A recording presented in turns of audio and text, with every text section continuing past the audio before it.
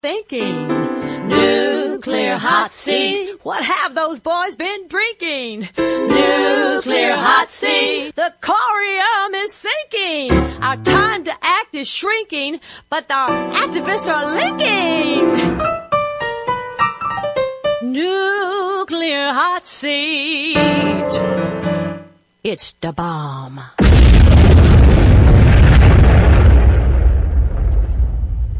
Welcome to Nuclear Hot Seat, the weekly international news magazine keeping you up to date on all things anti-nuclear. My name is Libbe, HaLevy. I'm the producer and host, as well as a survivor of the nuclear accident at 3 Mile Island from just 1 mile away. So I know what can happen when the so-called nuclear experts get it wrong. This week, we talk about the nuclear connection to climate change. First, an interview with nuclear engineer Ernest Goyden, who explains a direct connection between nuclear reactors and climate change that is not usually part of the conversation. This is a talking point alert. Then Tim Judson of Nuclear Information and Resource Service, or NIRS, weighs in on an exciting event to put on our calendars for this fall. Those interviews, plus Numbnuts of the Week, and all the regular features will be coming up in just a few minutes. Today is Tuesday, June 24, 2014, and here is the week's anti-nuclear news. Well, it's deja vu all over again for the Fort Calhoun nuclear power plant north of Omaha, Nebraska. As of last Thursday, June 19, there was a flood warning along the Missouri River from South Dakota to Kansas City, and one area that was threatened was the Fort Calhoun nuclear plant. Longtime listeners of Nuclear Hot Seat and other activists will recall that 3 years ago the flooding was so severe that the building had to be surrounded by a 9-foot inflatable berm that at one point was dinged by a backhoe and deflated, and there was genuine danger of the plant being flooded irreparably. They just squeaked by. Between the investigation that took place after the flooding and another related event, the facility has been shut down until just last year. And now this. As of Thursday, the Missouri River sat at 998 feet, much higher than its usual 980 to 990 feet. It was said that if the flooding reached 1,000 feet, workers would shut down the plant. This is a new protocol that came about in the wake of the flooding from 3 years ago. Later on Thursday, reports came out that the river levels were at 1,000 feet 6 inches, with levels expected to increase more than a few inches within the next 24 hours. That's over 1,000 feet, which is when the entire plant was supposed to be shut down. Instead, Omaha Public Power District returned the plant to full power. And of course, NRC inspectors were right there providing around-the-clock coverage and close monitoring, even as OPPD went back on what they said they were going to do, which is shut it down at 1,000 feet. While Fort Calhoun's procedure requires them to declare a notice of unusual event, a very usual thing with the NRC, official reports said, no, it didn't have to be shut down yet because it doesn't have to until the river levels at the site reach 1,004 feet mean sea level. I mean, what's the problem with waiting for another 3.5 inches of water to accrue when we're talking about the safety of a nuclear reactor? Anyway, between the sandbags and the grace of Mother Nature, Fort Calhoun ducked that particular bullet this time. To be continued. The U.S. Department of Energy on Friday said that it would be unable to meet a deadline to remove drums of nuclear waste from the Los Alamos National Laboratory in New Mexico because of safety concerns tied to the radiological materials. New Mexico officials asked federal officials to remove 3,706 cubic meters of radioactive waste from the mesa at the Los Alamos complex out of concern that wildfires could reach the material and, well, that would just burn it up and make it airborne and put all those radionuclides at risk of ending up in somebody's lungs. But Those shipments have been put on hold because of concerns about the chemical stability of the mixture in the containers that have arisen since it was discovered that at least one drum from the federal Los Alamos laboratory may be behind the radiological leak at a repository at the Waste Isolation Pilot Plant, or WIPP, site near Carlsbad, New Mexico. David Klaus, an Energy Department Secretary and spokesmodel for Management and Performance, said in a statement, "As we work to assess the conditions of the transuranic waste program at the Los Alamos lab, we have decided to halt further shipments until we can reassure the public that it is safe to do so." End quote. So, David, does that mean that the waste actually is safe? Or that it's just safe for you to put forth the talking points that have now been created to reassure the public that it is safe? Big difference there. A drum of radioactive waste from Los Alamos is suspected in the radiation leak, which occurred on February 14th at the WIPP site, underground repository, for so-called low-level nuclear waste. But don't let that low level in the title fool you. This stuff is deadly. It consists of tools, rags, and other debris contaminated with radioisotopes such as plutonium from U.S. nuclear labs. Government investigators believe that a chemical reaction between nitrate salts and a new absorbent, cutely characterized as kitty litter to make it seem inoffensive, was likely what caused the drum to breach and eject materials onto a container nearby, which is a polite way of saying the damn thing exploded. Nuclear Hot Seat has been covering this story very closely, and if you wish to get the latest update, please listen to last week's episode, number 156, for our interview with nuclear watchdog Don Hancock. You can find it on our website, nuclearhotseat.com, under previous episodes, which is over on the right. Scroll down on the homepage, on the blog page, or you can find it on iTunes under podcasts. Speaking of the WIPP accident, which has the potential to get so much worse, two things to look at. They will both be linked on the website. One is a really terrific article from the Albuquerque Journal written by Lauren Villagran about the closure of WIPP casting a long shadow. And the other is a video done by our own Mila Reason, which is up on YouTube. It's about WIPP and specifically focuses on the contention that no workers were harmed, when indeed 22 have been confirmed to have internal contamination from the radiation leak. And to the best of our knowledge, no adequate medical care has been provided to them. Go to the blog page under Nuclear Hot Seat number 157, this episode, and you'll be able to get links to both. Lame duck Nuclear Regulatory Commissioner William Magwood has been called out as fatally compromised and urged to resign immediately by a coalition of 34 anti-nuclear and environmental groups. This is because of his apparent and actual conflict of interest. Several months ago, Magwood agreed to become Director General of the Organization for Economic Cooperation and Development's Nuclear Energy Agency, which has an explicit mandate to promote nuclear power. His job there begins in September, and he has indicated he will leave the NRC before his term expires sometime this summer. But the coalition's letter to Magwood calls for his resignation now and for him to retroactively recuse himself from any votes made in the past months after he began negotiating for the job at NEA. The letter was sent to the 4 other NRC commissioners, as well as to the White House and the U.S. Senate Oversight Committees. Why the hullabaloo? The NRC and its commissioners are not supposed to promote nuclear power, but rather to regulate its safety in order to protect the public and the environment. Even says so in their slogan. For a little nuke history lesson, when the Atomic Energy Commission was disbanded in the mid-1970s, it was because of the AEC's mandate to both promote and regulate nuclear energy. Big conflict of interest there. The NRC was then formed with the mandate to regulate safety, while the U.S. Department of Energy was given the job of promoting nuclear energy.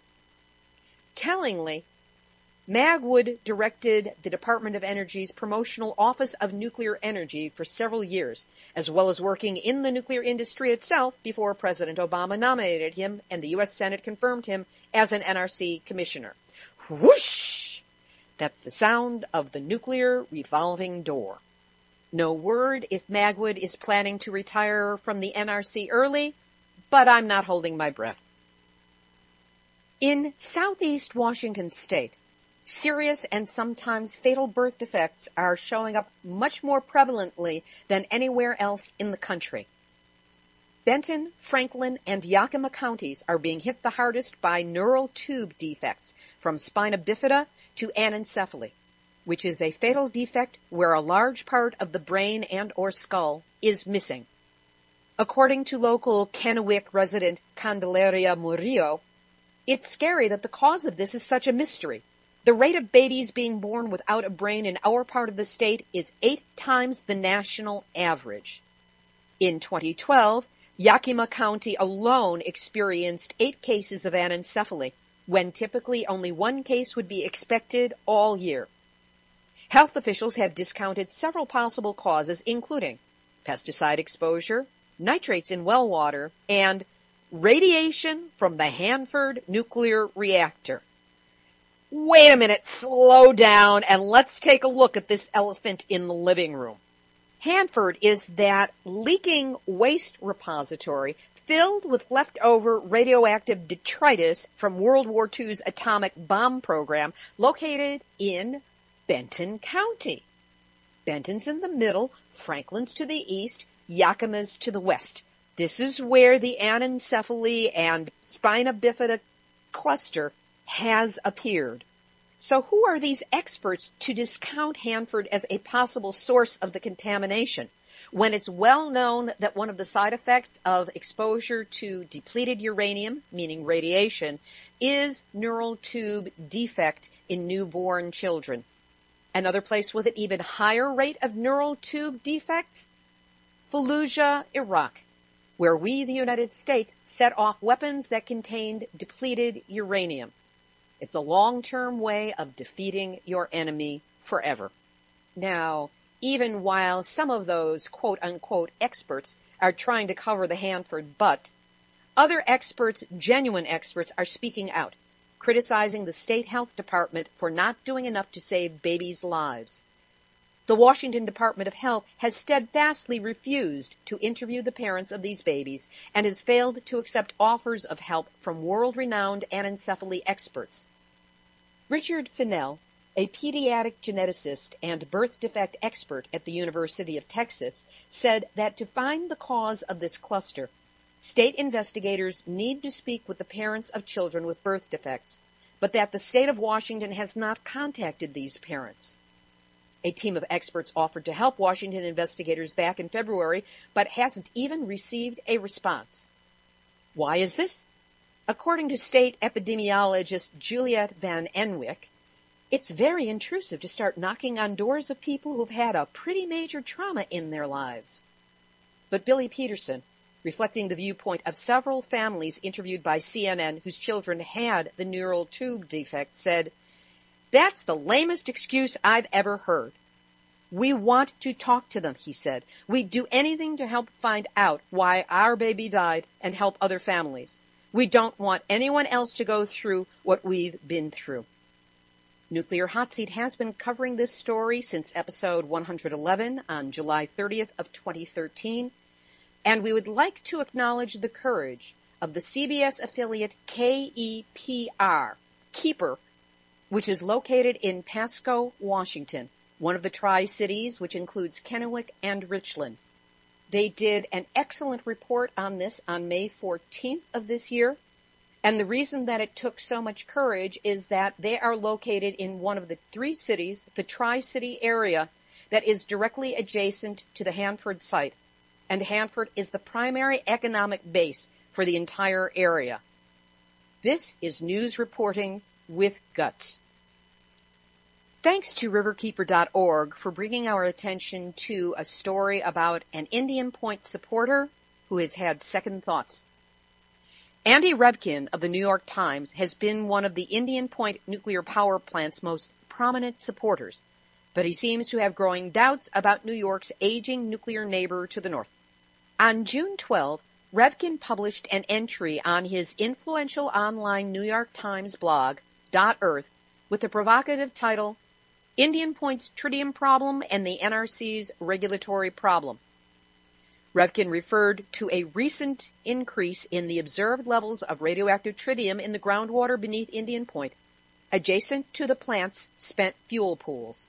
He asked the Nuclear Regulatory Commission for comment about this disturbing news and also queried David Lochbaum, director of the Nuclear Safety Project at the Union of Concerned Scientists.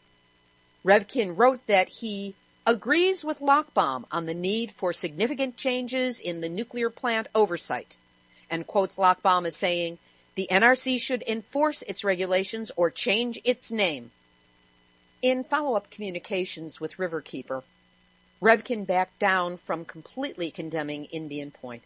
But progress has been made, a step has been taken by a very influential individual, and we're looking for more of the same across the board. A fascinating article, and we will post a link on the website. Over to Japan, where cows from Fukushima have developed white dots on their skin. And this only showed up after the Fukushima nuclear plant went into meltdown. A hibaku-gyu, or irradiated cow, was brought by two farmers, Masami Yoshizawa from Name Town and Naoto Matsumura from Tomioka Town, both of them in Fukushima Prefecture. The cow's body shows 1-inch dots all over, which might have correlation to nuclear radiation according to the farmers, since these cows were fed with irradiated grains. The farmers brought the cow to the Ministry of Environment and to the Ministry of Agriculture, Forestry, and Fisheries. On Friday, June 20th, they protested at the ministries as well as near the Prime Minister's building. According to the Japan Times, Farmer Yoshizawa says many animals in Fukushima have developed the speckles and demanded that the government investigate it. He said, the ministry told us they don't know what is causing the spots. Well, they need to do more research and figure it out. They can't just run away saying they don't know. Farmer Matsumura said, what if this started happening to people? We have to examine the cause of this and let people know what happened to these animals.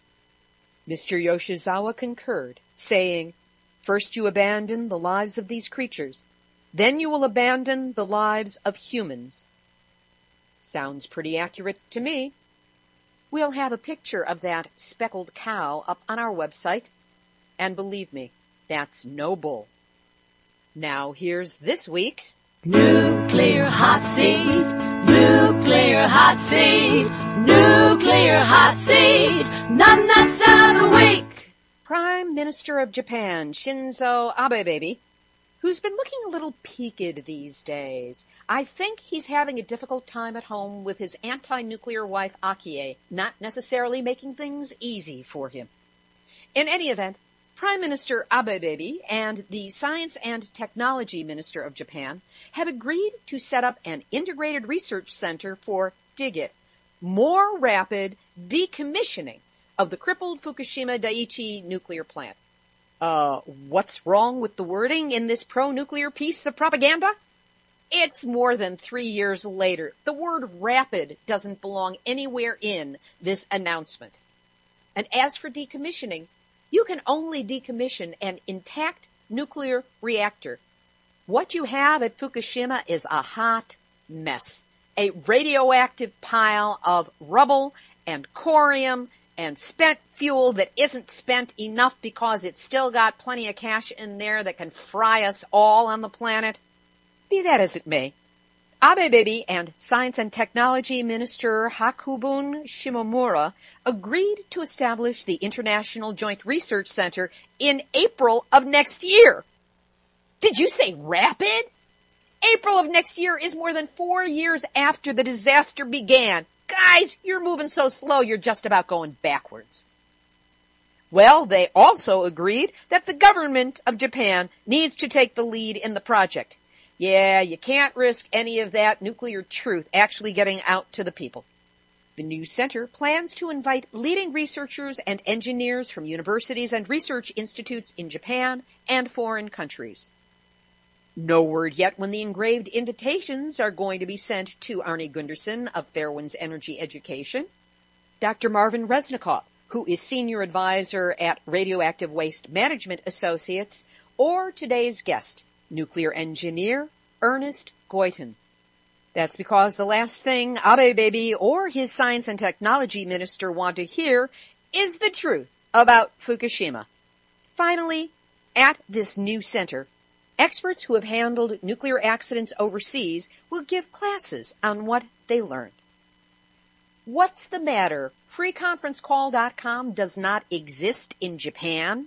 You can't use the internet or Skype it together so that we can get the information now. You've got to wait until you form an institute and it's a year later and it's 4 years since Fukushima started. I guess they don't want to be exposed as the sociopathic, genocidal idiots that they are, especially in advance of the 2020 Tokyo Olympics. And that's why this week, Prime Minister Shinzo Abe of Japan has once again earned the right to proudly state that he is Nuclear Hot Seat, numbnuts of the week. For our international roundup, a little bit of good news from down under. The Australian government will not proceed to establish a national radioactive waste management facility at Muckaty Station after the Northern Land Council, the NLC, withdrew its nomination of the site. What's important about this is that the NLC is a group of Aboriginal peoples, and they have gotten the right to their own land back. In 2007, Australian legislation required that potential sites for radioactive waste management facilities must be voluntarily nominated and that people or groups with relevant rights and interests must agree on the nomination.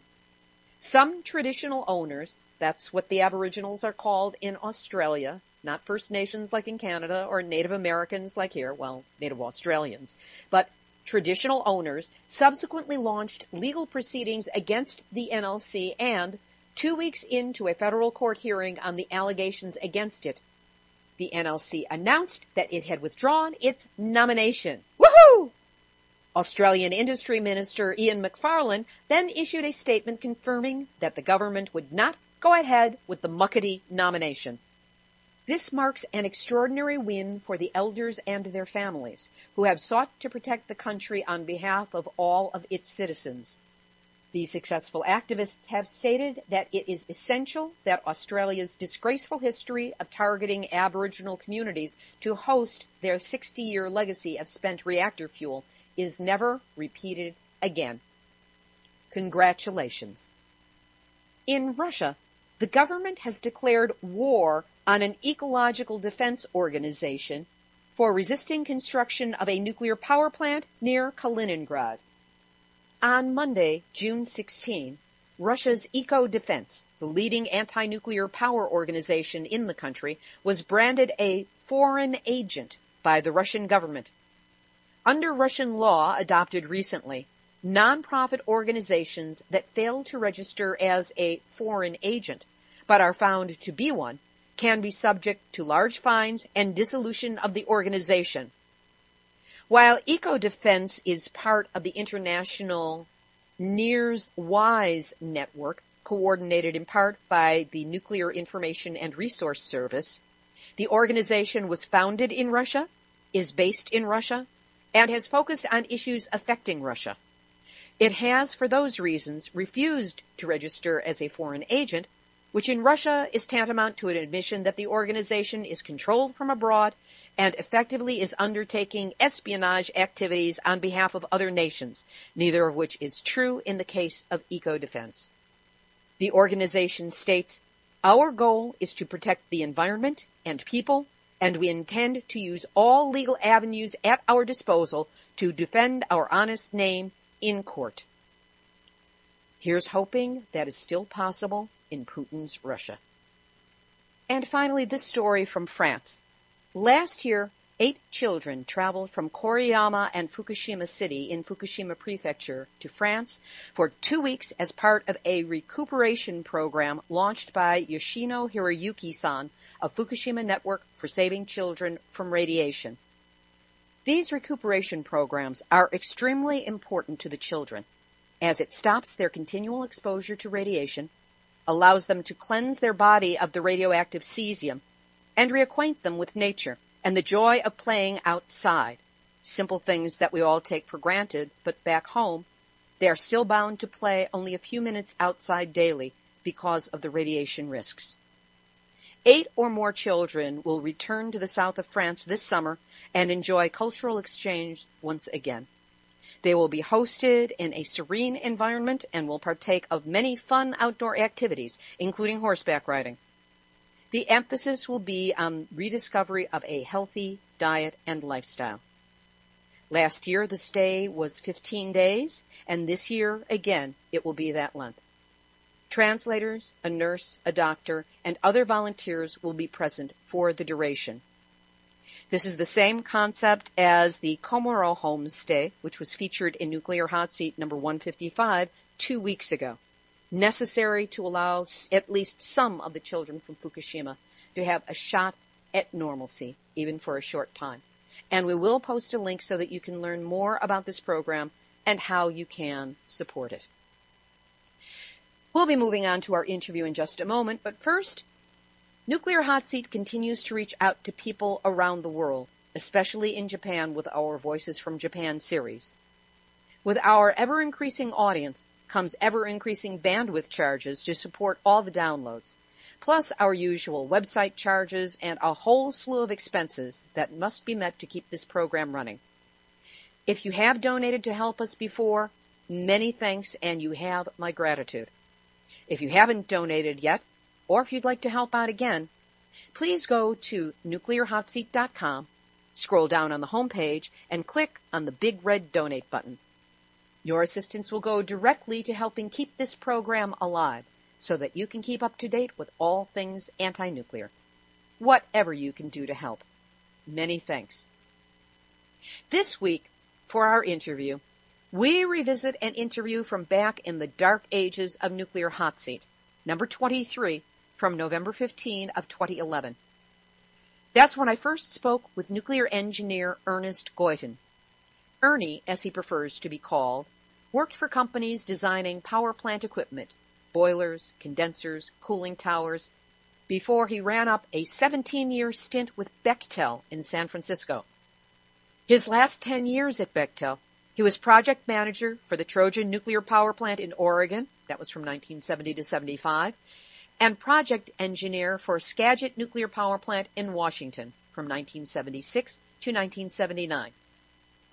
The good news for us is that Ernie quit Bechtel in 1981 after attending a Black Hills conference on nuclear issues.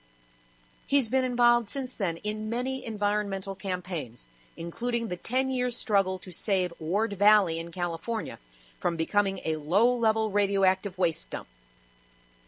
Note that because this interview is from 2.5 years ago, a few references need clarification. Ernie mentions at one point that there are 104 active nuclear power plants in the U.S., where now, because we've managed to get 4 of them shut down, there are 100. When he says last year, it refers to 2010. And when he speaks about the North Anna nuclear power plants located in Virginia, these plants were less than 10 miles from the epicenter of the August 23, 2011 East Coast earthquake that registered 5.8 on the Richter scale. But what I found truly amazing about this interview was a gem contained within it about climate change and the connection to nuclear, something that has not been part of our conversation and definitely deserves to be a talking point. Nuclear engineer Ernest Goyton.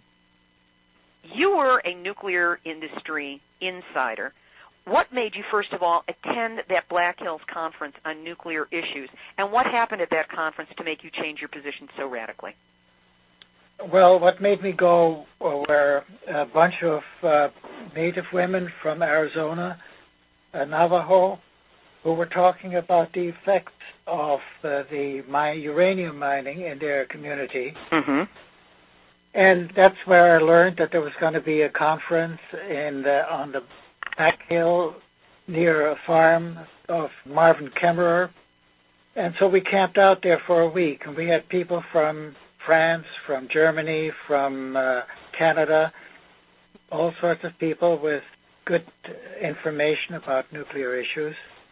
And it resulted in my changing my mind, that I couldn't continue working in nuclear power with the effects of radiation, particularly on native people from the mining, as well as the potential of a disaster. Could you give us a more in-depth perspective on what is the impact of nuclear power plants? Let's start with global warming. What relationship, if any, do you see between the nuclear reactors and global warming? The basic thing that's not mentioned often is that the efficiency of nuclear power plants is about 20% lower than that of fossil fuel plants. That is because the steam that goes through a turbine is saturated steam. That is, the steam that comes off boiling water, even if it's at high pressure. That's about 540 degrees Fahrenheit. Whereas in a fossil fuel plant, that temperature is like 1,000 degrees Fahrenheit. That means it's superheated. And what's the steam that comes off boiling water is heated some more. And then it's reheated again halfway through the turbine. So that, in effect, the efficiency of a fossil plant can be as high as 56%, whereas a nuclear plant is more in the order of 35%. So that's a 20% difference. Where does that 20% go? Well, it goes into the environment. It's rejected into the water or the air, the rivers or the ocean. In effect, it adds to global warming, and it results in climate change, aside from being harmful to fish and other marine life. It is never mentioned that it has a significant effect, particularly if you consider that 20% of all electric energy is from nuclear plants. 20% of 20% means 5% of all electric energy is rejected to the environment from nuclear power plants. It's a significant number. I've never heard that before.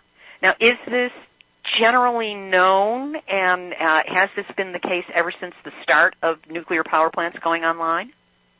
Yes. Of course, there weren't as many nuclear power plants 40 years ago as there are now, but there are 104 plants running. It's not discussed often.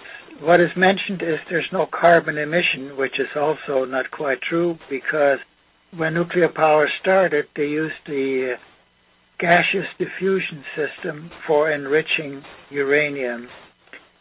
And that was not very efficient, so that about 25% of the energy created in nuclear power plants was needed to enrich the uranium. Since then, the centrifugal units are more efficient, quite a bit more efficient, so that's no longer a case, but it was a case for a long time. Now, the nuclear industry is fond of pointing out how, and I put this in quotes, safe nuclear energy is. Yet we know of the stories that we know about, many near misses and, unfortunately, the accidents that have made the headlines. But even though we're long past Halloween, what kind of scary stories can you tell us about major accidents that almost happened? The one I'm thinking of is the Davis-Besse plant for Toledo Edison in Toledo, Ohio. You use a boric acid-enriched moisture to control the reaction, the neutron generation, to control the reaction, basically. Well, on the reactor head, there was a leak in one of the small supply lines, and that leak was not detected. So the boric acid solution ate into the reactor head and ate all the way through the steel of the reactor head, and the only thing that stopped it from a catastrophe was a 1/4-inch stainless steel liner which had bulged out through the cavity that's been corroded. And if that had gone, it would have been a total disaster, not only for Toledo, but Lake Erie and who knows how far. It was discovered during an annual inspection, but it must have been overlooked in earlier inspections. Right, that doesn't sound like the kind of damage that could be done in a single year. Yeah, we're talking about corroding through 4-inch steel. So that was a real near miss. Subsequent to this, at that same plant, last year they discovered a series of hairline cracks at penetrations into the head where the control rods go through. So they had to, last year they decided, well, they had to replace the head, and they brought in a new head. To do this, they had to put a big hole in the containment. It's a concrete containment.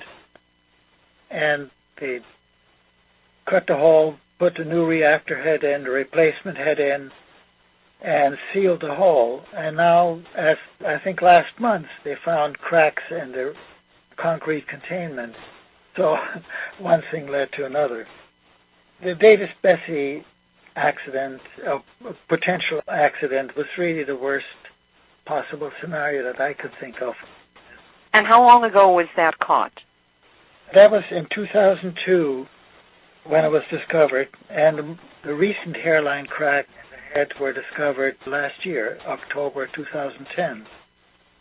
We have an aging fleet of online nuclear reactors. Most of them are 30 years old or older. They were only designed for a 40-year lifespan, even though the majority of them seem to be getting 20-year and 30-year license extensions from the NRC. And I'm wondering what the impact of aging is on nuclear reactors. The most recognized problem, potential problem, is the embrittlement of the steel caused by the neutron bombardment that makes the steel more brittle. So if you have a sudden thermal shock, like if you have a scram. A scram, can you explain what that is? Oh, yes. When you push a button in case of an emergency and the control rods come in and the reaction, the fission stops, that doesn't mean heat isn't still generated from heat decay, but the fission reaction stops. And frequently it's also associated with a rapid cool down. That means temperature change, which in turn causes stresses on that massive vessel. And that's a endangerment. It could result in failures. Is there any way, while the reactors are up and running, to test for embrittlement to find out if the steel is in danger of rupture or crumbling or whatever it's going to do if it gives way? What they do is they use sample pieces of steel that they expose to that kind of radiation and then test those periodically and see how the embrittlement has changed. This is well documented. I mean, the degree of increased embrittlement. So we know it happens. How much further we want to go, I don't know. But it's not good to extend it into the unknown for another 20 years. Mm-hmm. The other one is the structure itself is basically out of concrete, reinforced concrete. And concrete changes in time. It becomes stronger. At first, of course, very rapidly for the first 30 days or so, but then it keeps getting stronger, which means that the way the building reacts to earthquake motions also changes. It's a complicated structure. It's a complicated analysis. It doesn't mean that the structure would fail by any means, but it means how the structure moves during an earthquake. And that makes a difference to the pipes and electric trays that are supported inside the structure, particularly at higher levels. Very delicate thing. These are long lines, and you've got to avoid a resonance in the lines. It's like a violin string. You want to avoid that effect. And so there are snubbers and restraints of all sorts. It's a very tedious, long calculations in the design of the plant. Well, that's all changing. I mean, the input of assuming a certain motion in the building is changing with time. Never brought out or analyzed, but I think it could result in damage, and who knows where. Well, that brings up the point about North Anna, which 2 nuclear reactors, one's 30 years old, one's 32 years old, less than 10 miles from epicenter, shaken to twice their design specifications. And yet, as of last Friday, the NRC said, after having examined one of the plants, not both of them, said, oh, they're fine, let's bring them back online. What's your take on that? What kind of insights can you provide us on that decision? I doubt whether they looked at the change in the concrete strength and the effect on the resonance of how the building behaves. I doubt it very much. The other thing, North Anna, I believe, is a Westinghouse unit. It's a pressurized water reactor. What effect does it have on moving the rods up and down, the control rods inside the containment, if there's been a shaking, if there's been an obstruction? It is a problem with General Electric reactors where the control rods come in from the bottom. I really don't know, but it's something that should be examined. Given that you were exposed to information about the Indian tribes and then about the other dangers and damages that happen from nuclear radiation and from the industry, to the point where you realized you could not continue, what, in your estimation, do you think it will take to provide a similar awakening for the commissioners on the Nuclear Regulatory Commission and the people in Congress and elsewhere who think that nuclear energy is a really spiffy thing and we should keep going with it? I think there's a connection between the weapons industry and the power plant industry. The nuclear power plant industry is already complaining that they do not have sufficient new talent to design and operate the plants because young people aren't particularly interested in that field anymore. And so they have to go out and advertise and provide scholarships at universities to entice people to go into that field. The nuclear weapons component also is dependent upon people that are interested in working in the nuclear field. So there is an interconnection between the two. Right now, the brightest and the best are probably those from the nuclear Navy who do get an excellent training. I think the cost is another item. The amount of subsidies that the government is trying to push down the throat of the public to support or to subsidize nuclear power is huge. If that same amount of money were spent on renewable energy, the problem would be solved. Mm-hmm. But the interest is not so much in solving the problems as to stay on the nuclear field. Ernie, I know that there is so much more information that you could share with us. I first of all want to thank you for being on the podcast today and invite you back at some future date not too far away to continue, because it's like having our own California-based Arnie Gunderson here in getting this information for you with the clarity and the specificity of it. So I hope you will agree to come back and be on the program again. Surely. Terrific. Thank you so much. Thank you for doing this whole program. It's very informative, and I'm glad to be part of it. That was nuclear engineer Ernie Goyton from Nuclear Hotseat number 23 in an interview that originally aired on November 15, 2011. Revisiting Ernie's comments about global warming and its connection to nuclear is amazingly well timed. That's because it has just been announced that on September 20 and 21st, there will be a People's Climate March in New York City, held in advance of the UN Climate Summit on September 23rd. The march is to join together all the people, individuals, and organizations who wish to have a call for immediate action on climate economic, and health issues. Nuclear Information and Resource Service has put out a call to all anti-nuclear groups and stray individuals, that would be me, to come to New York for the march. Earlier today, I spoke with NEAR's Executive Director Tim Judson to get more information. Tim, why is it that NEARS has put out a call for anti-nuclear groups to rally along with others at the People's Climate March in New York this fall? NEARS believes that the climate action is one of the most important issues facing us, both as the anti-nuclear movement and the broader renewable energy movement. And we know that nuclear isn't a solution to climate change, but we think it's also important to stand with everybody else who's working towards the same carbon-free, nuclear-free energy future to deliver this message as one massive movement.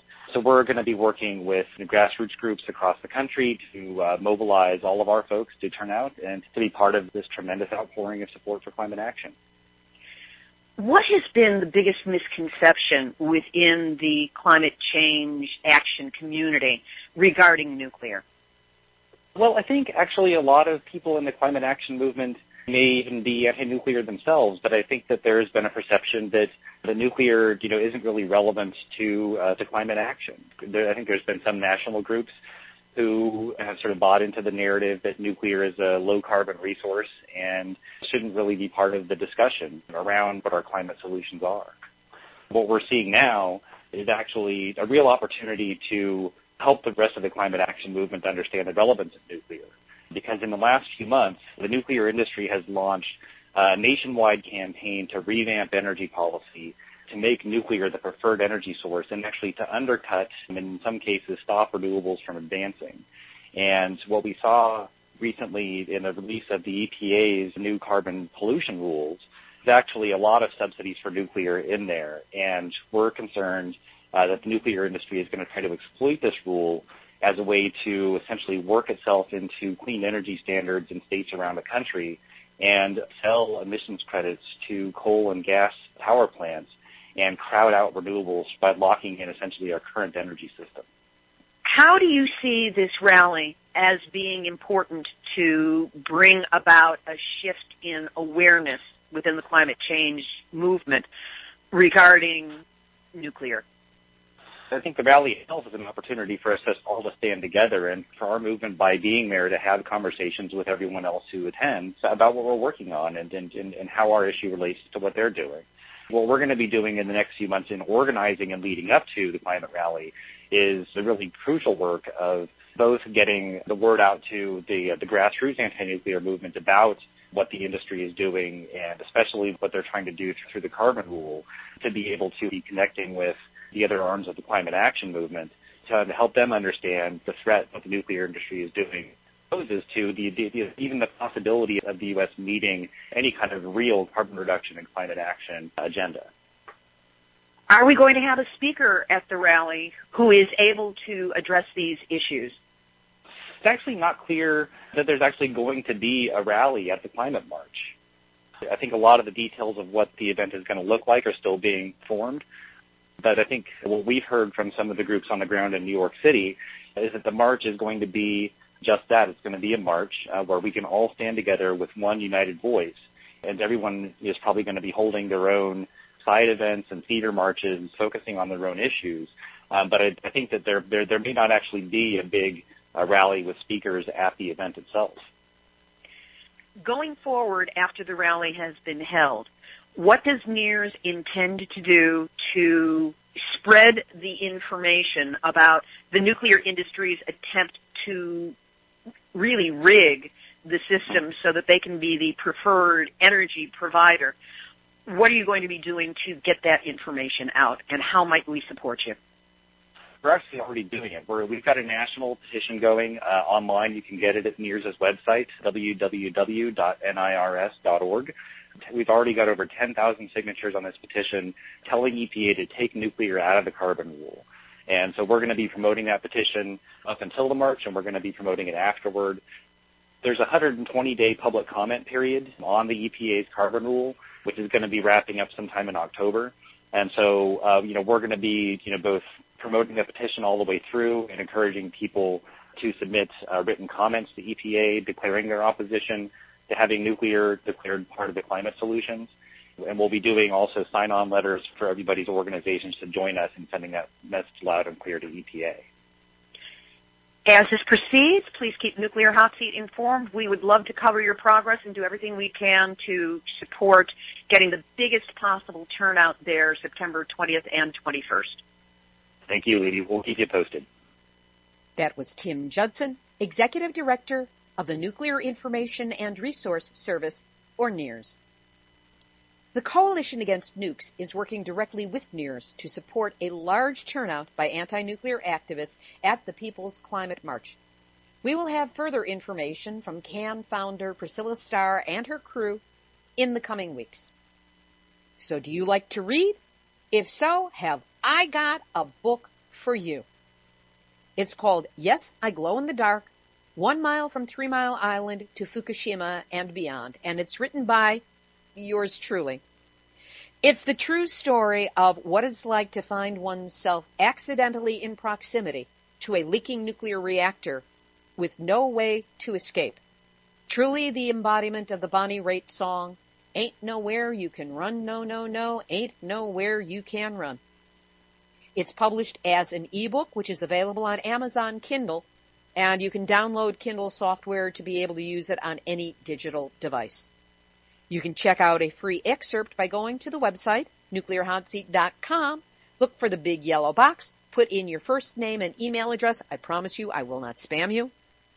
And in return email, you will get a PDF from a chapter that takes me from landing at the Harrisburg airport 5 days before the 3 Mile Island nuclear accident began to being trapped in my friend's house after evacuation had been announced via bullhorn, only I had no way to evacuate. Great fun, bedtime reading. Should it ever get turned into a film, I know it will be a blast. Hey, activist shout-out time. Mila Reason has another excellent video up on YouTube. This one on the WIP situation in Carlsbad, New Mexico, and it focuses on the health of the workers who were internally contaminated by plutonium and americium from the February 14 radiation leak. Mila does great work, so we will link to her video on the website, nuclearhotseat.com. And a domo arigato to the indefatigable Umi Hagatani for additional information she provided about the irradiated cows from Fukushima. John Stewart, I'm starting to think you don't care. You know you need me. You know you want me. You know I'm the best possible nuclear pundit for The Daily Show. All you have to do is call. I'll be there. Yes, I will. You've got a friend. And also a nuclear pundit. And if you don't want me on the air, Booby, it's okay. I'll write it. You'll pay me. You'll get one of your other people to deliver it. Or, honey, you can do it yourself. But it's time your listeners got the skinny on nuclear. We'll talk. Here's today's final thought. With the World Cup, whatever that is, said the non-sports watching woman. Anyway, with the World Cup bringing the countries of the world together to commit organized war without guns on each other, it brings to mind what will be wrought when the 2020 Olympics happen, if they are still at that point scheduled for Tokyo. Sports feed insane nationalism, ancient rivalries, bad behavior, and violence that often doesn't end with a referee's whistle. And that's just in the stands.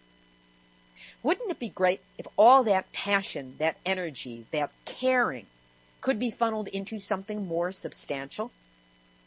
What if all those people currently cheering on their national teams turned up at an anti-nuclear rally? What if only 1% of the international audience for the World Cup turned up at a No Nukes rally? Wouldn't that just change the world? But the pro-nuke propaganda just keeps rolling along. For example, the chef for the Japanese squad at the FIFA World Cup in Brazil plans to fly a few hundred kilograms of fish, including sablefish and mackerel, from Japan to Brazil for his team. This according to a story posted earlier this month by the Japan News. Of course, this chef also runs a restaurant back home that feeds workers from the ever-dangerous Fukushima nuclear power plant mess. So he knows which side his sushi is wasabi'd on. Chef Yoshitaro Nishi said, "If the national team plays good games, I believe devastated areas will become lively once more, which will lead to their restoration. To make that happen, I'd like to fight alongside them in the kitchen and play an important supporting role for them." The story noted that Nishi planned to source most of the ingredients for the team's World Cup meals in Sao Paulo, where there's an, according to him, abundance of Japanese ingredients in the supermarkets. So from this little World Cup human interest story, we know that Japanese world-class athletes are being fed fish that have a high probability of being contaminated by radiation. That Brazil does not test its Japanese food imports for possible radiation contamination. And that the Japanese government's brainwashing is so intense that its citizens haven't a clue about the dangers of radiation and its impact upon the food chain, and so have become willing to participate in the ongoing poisoning of even their most prized athletic citizens. If any of these athletes have ingested so much as a tiny radioactive particle, a hot particle, it will most likely take 10 to 12 years at the shortest for them to develop hard tumors and the other illnesses that result from internal contamination. This will be long after the world may have been snookered into attending the radioactive Olympics in 2020, and long after this good Japanese fish was eaten by the World Cup athletes so that they don't make the connection between the two. That's what the nuclear industry counts on. So where's the outrage? Where's the anger? If all those fans knew that the food choices of their team's chef could be putting their beloved athletes at risk for internal radiation contamination and its attendant cancer, heart disease, immune system diseases, reproductive problems, aka your sperm count guys, would they react? Take a stand? Put some energy into changing the nuclear situation back home? Or are they simply so happy their team is scarfing down fresh sushi and playing in the World Cup that they're not concerned about the larger implications? Another tsunami is coming to hit Japan. This one is slow-moving, yet inevitable, massive, and life-destroying. It is the nuclear contamination, the radiation, which will catch up with the Japanese people. And before long, the numbers affected will be too high to be hidden anymore. At that point, imported sushi and homegrown ingredients and even the World Cup may prove less than compelling to those directly affected. But of course, by then it will be too late. This is, unfortunately, one game that no team, no side, no nation, and no species can win. This has been Nuclear Hot Seat for Tuesday, June 24, 2014.